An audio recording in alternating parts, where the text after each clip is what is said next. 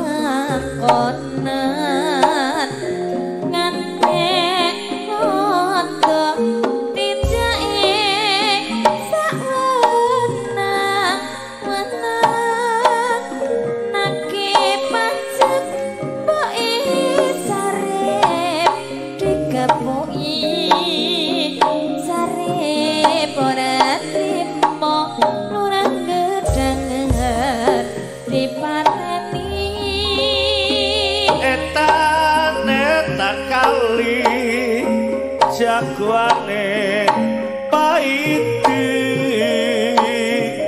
kok seradokar buruhe ambaji kulon kali sarip jagoan sakti musuh bebuyutan paiti tidak maruk kopi yen sarep gaweyane pancen malih ning asile diwene kepakir miskin aja ditiru iki sandiwara lutruk kang nyeritake yo sarep ambaoso ya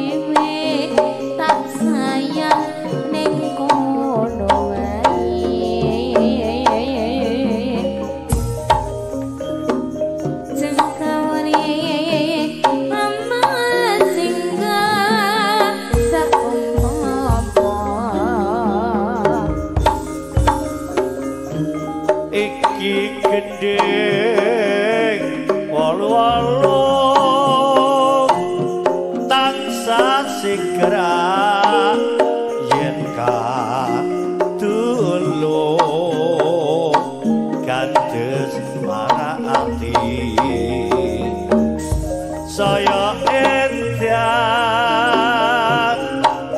yen amperung suara arum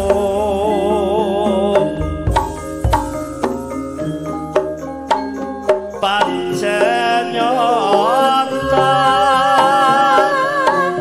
panakuwe roti rama saya cetha